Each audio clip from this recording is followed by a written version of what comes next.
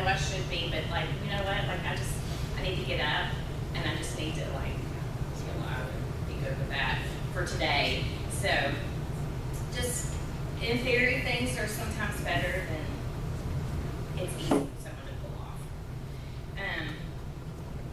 And then like people who have support. I had so much support. So on my last day, getting my chemo, my husband wasn't there. He was in Alabama at the University of Alabama with our daughter for freshman orientation. So I know it was okay. I'm like, it's okay. They give me Benadryl and everything anyway. It's like, it don't matter. My parents are gonna pick me up. And I didn't think. I was like, no problem. And then I walked out to this. And so as I come out the door, my team all had bells they were ringing, and it was pretty awesome. In fact, one of the nurses even had on an iPad like draped on, and our senior leadership team was off campus doing something, and they were all on like FaceTime and doing that. And then they took me around to the ER and surprised me again with the whole ER team. They all had these shirts on, ring that and said ring that bell, and they were all doing that with their response. So it was awesome. I had just amazing. In fact, I had one of the directors from the hospital, she's over oncology, who came here today as a support. So I have a good support team with my husband and my mom's back there. So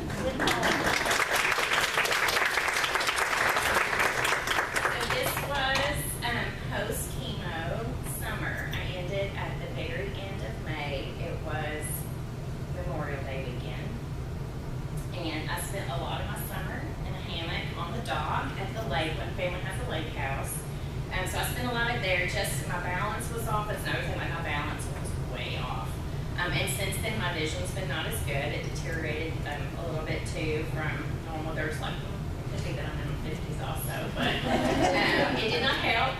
So it went a little bit faster than normal.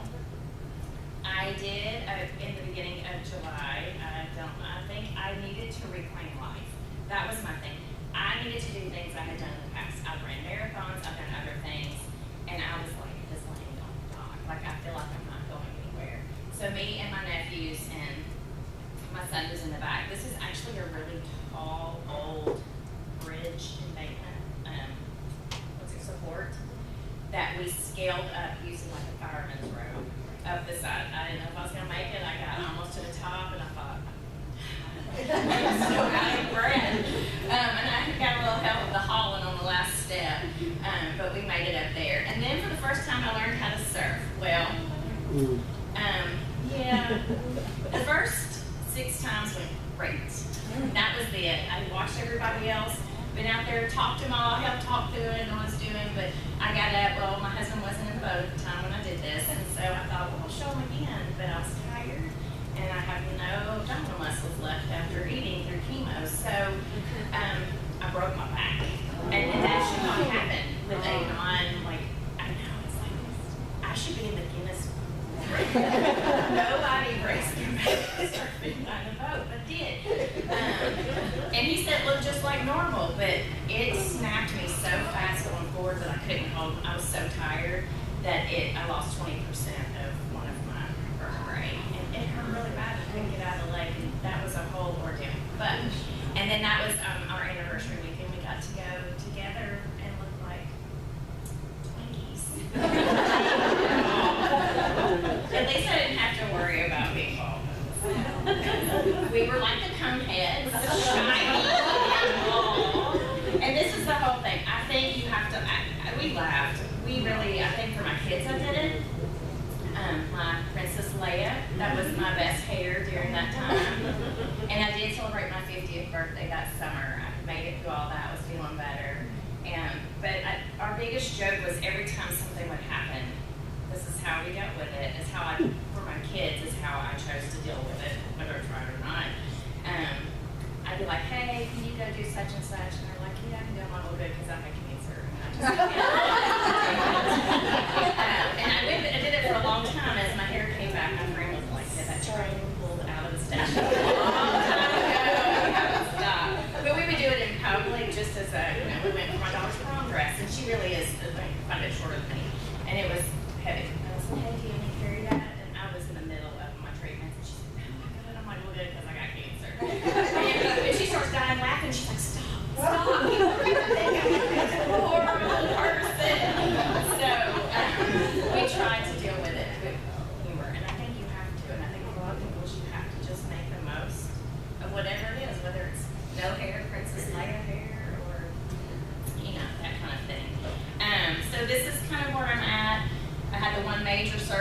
procedures in, port out, my 6 chemo, ACTs, I think I counted right. Lots and lots of blood work. Lots of blood work. Lot of blood work. And then next month makes 3 years post chemo. So we're hoping that's going to be good. And I still have a couple years to go before I hit my but that's okay. Every day counts, right? One of the things I would say, and I know that we had kind of talked about, just looking at, y'all had stuff about communication already, so this wouldn't be anything new, is really being able to acknowledge the emotional impact that it has. It's easy to fly through that, and man, as an ER nurse, I get it. Like, I'm thinking I gotta I'm here to save your life. I'm not really, but it is in this instance. Like, it is an emotional impact, no matter who they are, whether it's my age, where I'd already gone through menopause, but I think you can go through menopause again when they actually take the ovaries out, because I went from like what I thought was maybe a little to nothing, and that was a lot to add on to it as well. And I can imagine even for someone who's younger, who loses the ability to, to have children, and just all of that. So there's that piece, and understanding that. And then there's other stuff. Thank goodness I have Dana too. There is the talk of, when you're bald and you're fluffy because you've not done a whole lot, there's a whole piece of that where you don't feel feminine enough, and there's the sexual intimacy that's involved in that. There's just so many little pieces and parts, and that really impacts even further down the line your family, your husband, their whoever they're with, their significant other. So there's that. Knowing what supportive services are out there. If you don't know about integrative oncology, I suggest, I know after the talk, that you do look into that, because I did feel very much like I had options. And Dr. Deli was amazing about saying, like, this is what this is, but I want you to go research, and I want you to look into this. And if you'll go look at this, and you'll go look at this, like, this is a great idea, but let's talk about this together. So it empowered me to be part of it, and to learn other things as well. But didn't blow it off and say, well, traditionally, this is what we're going to do. Nothing else. You're going to have treatments. Which me and Dana were talking about. I have friends that have called me now who've had family members been diagnosed with various kinds of cancer. First of all, they wanted the 6-page things to do, and then they wanted to talk about, well, that physician they were so traditional, they didn't want to even consider any other type of treatments to go along with it, anything that was supportive. And would say, if you go do high dose vitamin C, if they go do such and such, then they were going to drop them as patients, which I don't understand that personally, but that is the experience that they've had. And so I feel blessed that I was part of a system where that was like, let's look at the entire picture, and try to find not just like, let's just put some more chemicals in your body to kill stuff, but let's find a way to make you healthy. Let's find a way to treat that otherwise too. And just being able to really listen to people, just to hear them out. We're all busy, man. It's busy. I get it. Healthcare's busy. Oncology is busier and busier. Like everybody, I think is somehow impacted. But just being able to just know that I'm heard. Just know that somebody, like, here's what I'm saying, and they're going to find some way to direct me one way or another. Even if they don't have the answer, but kind of push me in the way of, oh, look at this, we'll talk about it, or whatever that is. To just know that they're heard. And then consider their family dynamics. I handled it a lot better than my husband did. It was really hard. I think he says, and jokingly, it's not really jokingly, he says this, it's funny, but he has seen the boss's job and he don't want it. So the thought that he was going to be left with 3 wild people and all the other stuff, he's like, I don't even know how to pay bills. But there's a lot of family dynamics to that. My mom, she was a nurse for 40 years before she retired. But no one wants to lose their child before you die yourself. So I think there's a lot. And then my kids, we talked about that they would, the thought of them losing a second mom, do all that without them being actual adults. So there's that. And then, just so you know, and I think that this is important to know what you do and how important it is. This is one of those. But this is all the things I would have missed. If I who could do all, this was all the things. I had my son graduated, this is his senior year from high school. My daughter started college, Alabama, a couple years ago. We celebrated, they had a surprise 50th birthday party up on the sounds board when we went to the game. But weddings and our 30th anniversary trip to Hawaii and beach trips, and I got a Jeep for my 50th. He said it was my turn 50 and kick cancer's ass present. So, these are the things that, this is who we are, this is who I am. And so these are all the things I would have missed if it had not been for the work that y'all do every day. And so I appreciate that. That's it.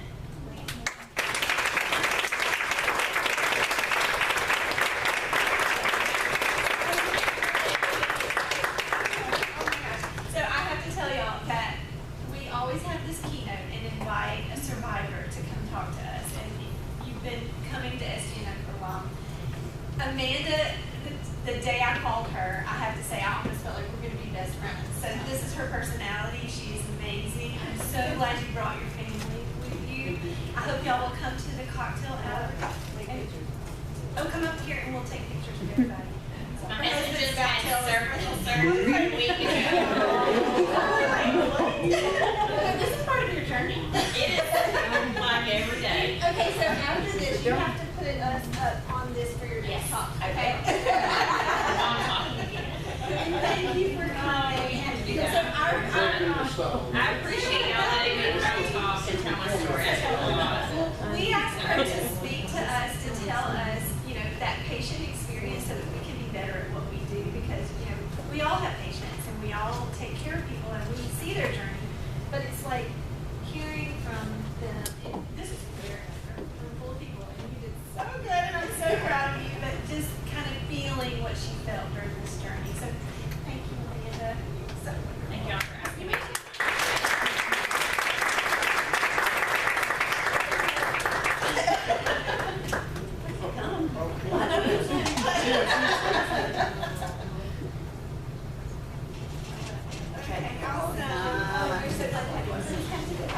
And y'all all are ready to go. See, I talk really fast.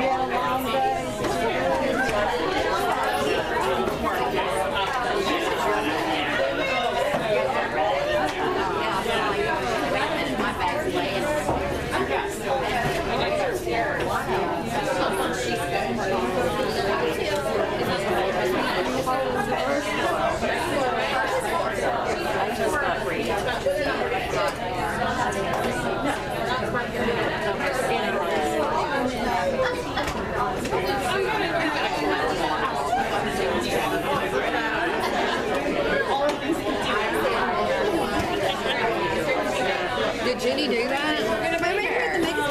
Yeah, but did Jenny do that today? No, I just thought about it.